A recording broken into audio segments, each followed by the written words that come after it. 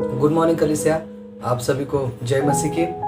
और आज की सुबह के लिए हम दूसरा पत्रस का 3वां अध्याय और वचन 8 को पढ़ेंगे, 8 और 9 को पढ़ेंगे।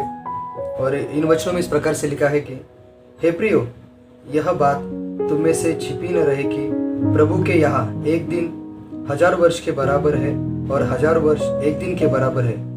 प्रभु अपनी प्रतिज्ञा के विषय में देर नहीं करता, जैसे देर कुछ लोग समझते हैं, पर तुम्हारे विषय में धीरज धरता है और नहीं चाहता कि कोई नष्ट हो, वरन यह कि सबको मन फिराव का अवसर मिले।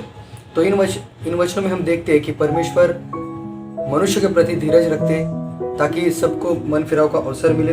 और दूसरी बात, परमेश्वर देर नहीं करते, परमेश्वर अपने हर एक वादों को सही समय पर पूरा करते हैं। और जब हम किसी बात के लिए परमेश्वर से प्रार्थना करते हैं, परमेश्वर से मांगते हैं, तब हमारे मन में 3 प्रकार के विचार आ सकते हैं। पहला है कि जिस चीज के लिए मैं प्रार्थना कर रहा हूँ वह मुझे जल्दी मिलनी चाहिए।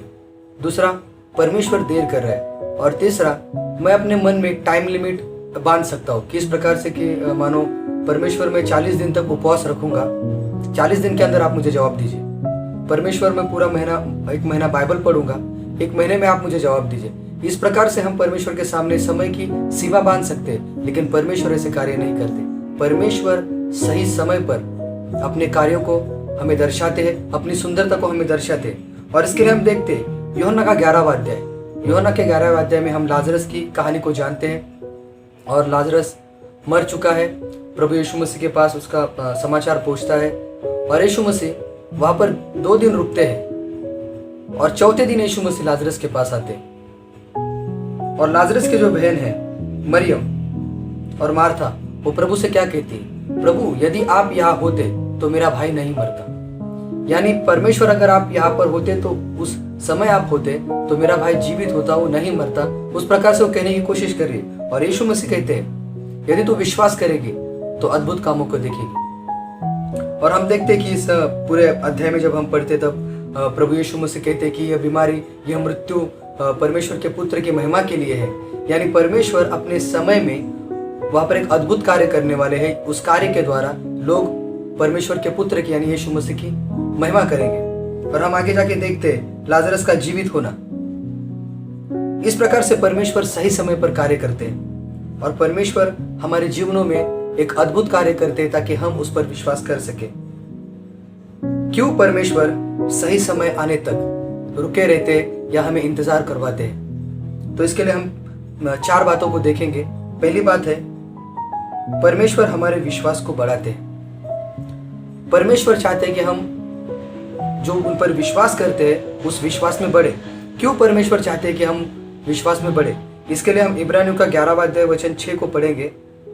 वचन में इस प्रकार से लिखा है, और विश्वास बिना उसे प्रसन्न करना अनहोना है, क्योंकि परमेश्वर के पास आने वाले को विश्वास करना चाहिए कि वह है और अपने खोजने वाले को प्रतिफल देता है। परमेश्वर चाहते हैं जो विश्वास हमने उन पर रखा है उस विश्वास में हम बढ़े। दूसरी बात, हमारा स्वभाव यीशु मसीह की तरह हो। इसके लिए हम एक वर्ष को देखेंगे, फिलिपियों का 2 अध्याय वचन 5। जैसा मसीह का स्वभाव था वैसे ही तुम्हारा भी स्वभाव हो। क्यों परमेश्वर चाहते हैं कि हमारा स्वभाव मसीह जैसा हो? क्योंकि हम परमेश्वर की जीवित पत्री है।